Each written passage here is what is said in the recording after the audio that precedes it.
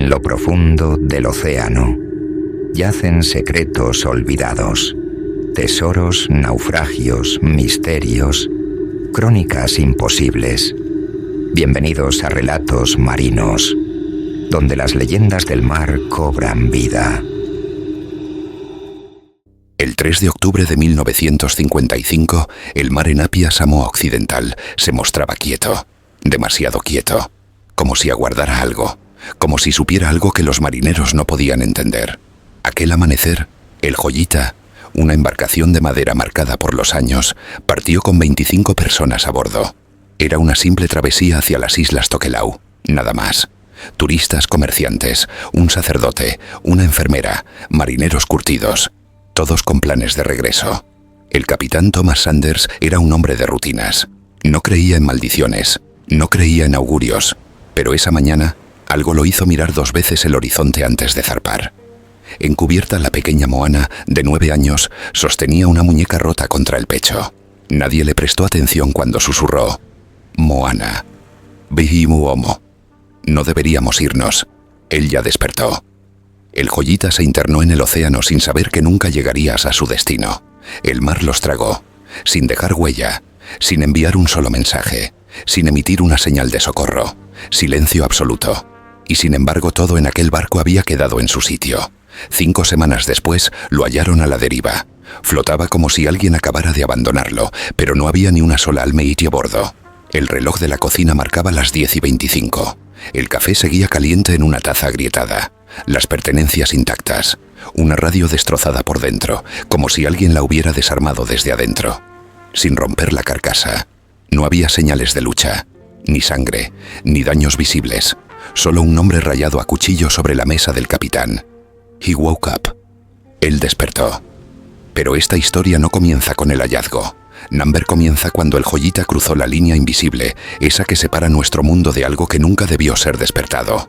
En la tercera noche de navegación, los marineros comenzaron a oír golpes desde el casco, como si algo caminara por debajo del barco. Intentaron revisar, pero el generador falló. Las luces se apagaron por completo. El mar se volvió más denso, casi como aceite.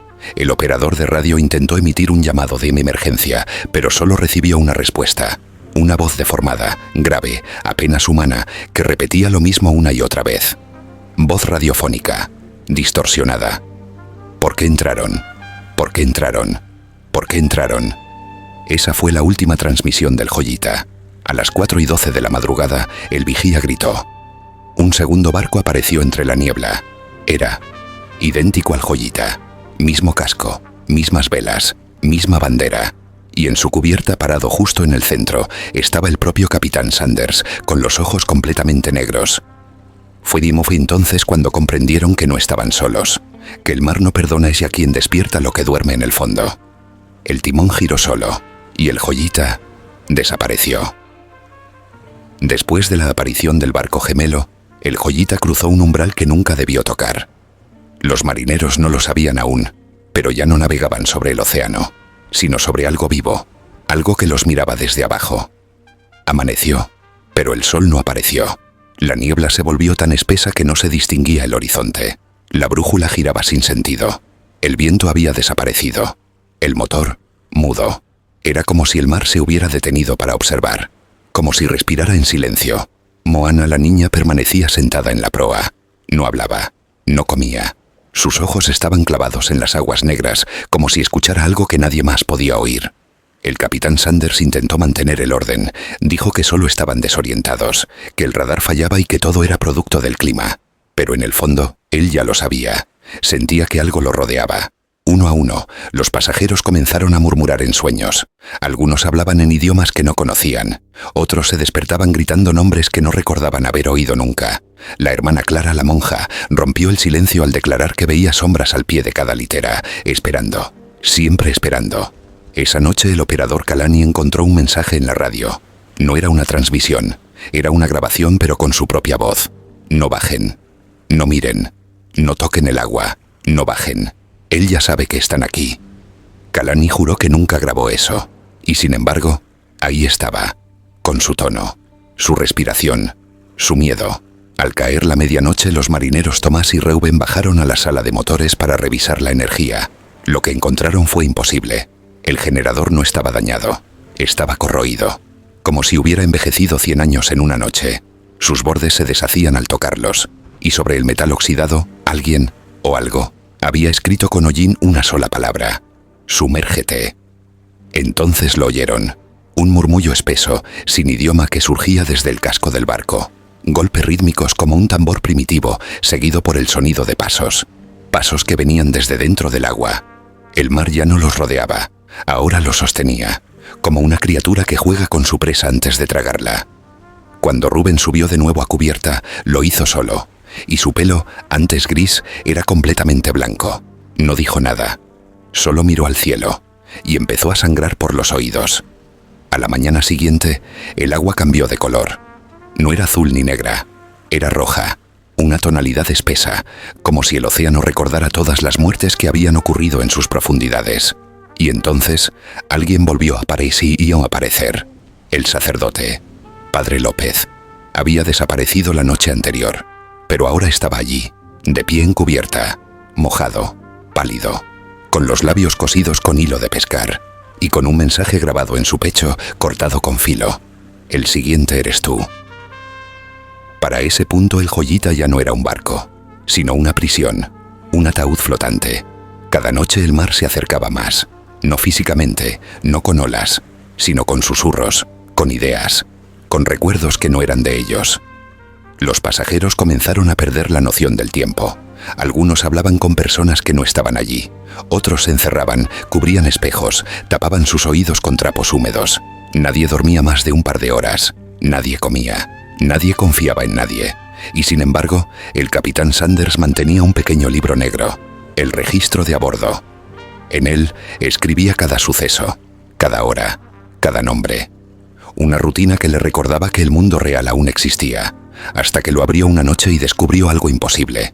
Las últimas 10 páginas ya estaban escritas, con su propia letra, detalles minuciosos, nombres tachados, órdenes dadas, que él no recordaba haber dictado. En la última página una frase: la sangre es la clave.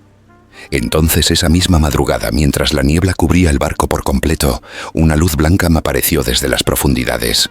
No era un reflejo, no era una bengala, era una forma geométrica, perfecta, flotando bajo el agua, como un diamante vivo, palpitante. Y así entendieron la verdad. El Joyita no había entrado en una tormenta, había entrado en una trampa, un faro sumergido, una máquina, construida por algo que no duerme. La figura de luz proyectó imágenes sobre las velas, rostros deformados, ciudades bajo el mar, monumentos ciclópeos que giraban sobre sí mismos, y una puerta, una gran puerta negra tallada con símbolos desconocidos, y cubierta por huesos humanos. Rubén el mecánico fue el primero en entenderlo. No estaban siendo perseguidos, estaban siendo elegidos. Moana vivo, voz distorsionada. Uno debe cruzar, solo uno, el resto es alimento. El capitán gritó que bajaran los botes, que abandonaran la nave, pero los botes ya no estaban, se habían disuelto como papel mojado. Incluso el agua del mar empezaba a sentirse espesa al tacto, como aceite caliente, y entonces la sorpresa final. El padre López, aquel con la boca cosida, empezó a nieblar, sin abrir la boca. Su voz brotó de los altavoces de la radio rota. Voz de padre López, radio gutural. Él fue llamado, lo seguimos. Él debe abrir la puerta. La cámara de carga se abrió sola. Desde ella emergió Moana con la muñeca colgando. Tenía los ojos completamente blancos. Y con voz doble, voz de niña y voz del más allá, dijo: Moana, capitán, el mar te eligió. Ven. Entonces las luces se apagaron de golpe, y se oyó el sonido de madera astillándose, como si el fondo del barco se estuviera abriendo. Esa noche el mar se tragó el tiempo. Ya no existía el pasado ni el futuro. Solo quedaba el momento exacto en que el Joyita fue elegido para desaparecer de la historia. Y aún peor, para abrir algo que no debía volver a este mundo. El casco crujía. El barco gemía como un animal moribundo. De la bodega brotaba un resplandor verde, como si una aurora submarina se filtrara entre los tablones. Los pocos que quedaban con vida se agruparon en cubierta. Moana estaba en el centro, flotando ligeramente sobre la madera, los pies apenas tocando el suelo. Su muñeca rota colgaba inerte, pero de sus costuras salían pequeñas hebras negras, como raíces. Y entonces el capitán Sanders entendió. El joyita no era una simple víctima del mar. Había sido construido con madera maldita. Había transportado algo siglos atrás, y ahora regresaba a pagar su deuda. La puerta negra vista en las visiones ahora se manifestaba frente a ellos, sobre el mar flotando, girando lentamente en el aire. No era una ilusión. Se podía oler. Se podía oír. Desde su interior emergían susurros, con los nombres de todos los tripulantes. Uno por uno, gritados con voz familiar. Clara la monja se lanzó al vacío. Kalani, el operador, comenzó a reír antes de arrancarse los ojos. Rubén se abrazó al mástil mientras sus huesos se quebraban desde dentro. El capitán cayó de rodillas, y entonces lo vio. Él. No era una criatura, era una presencia. No tenía forma, pero lo ocupaba todo. El cielo, el agua, el aire entre los huesos. Su rostro no existía, pero su hambre era palpable. Moana, Eddie vivo y yo, reverberante. Si cruzas, vivirán. Si no, el mundo recordará tu silencio. La puerta negra empezó a abrirse. Del otro lado no había oscuridad. Había reflejos. De ellos mismos. Todos los tripulantes estaban allí. Vivos, riendo, hablando, comiendo. Un joyita intacto, en otra dimensión. Una copia perfecta de lo que se perdió. Y en ese instante el capitán comprendió la verdad. El mar no quería venganza. Quería pesadillas que alimentaran del eco de las decisiones humanas. Con los ojos llorosos, Sanders se levantó. Caminó hacia la puerta. Extendió la mano. Pero entonces Moana lo detuvo. Elegiste tarde. Todo tembló. La puerta se cerró de golpe, expulsando una onda de sonido que desgarró el aire. El joyita comenzó a elevarse, girando lentamente sobre sí mismo, como un pez que flota hacia arriba. Las maderas se partieron. El océano tragó el casco sin una sola ola. Y en la última imagen, en el punto exacto donde se hundió, quedó flotando solo el registro del capitán, abierto en la última página. Allí, escrito con tinta roja, una última frase. Ahora conoces la historia, y eso lo revivirá una y otra vez. Si te ha gustado este relato, no olvides darle al like, suscribirte y compartirlo con tus amigos. No te pierdas ni un solo misterio del mar. Activa la campanita. Nos vemos en el próximo vídeo. Prepárate para lo inesperado.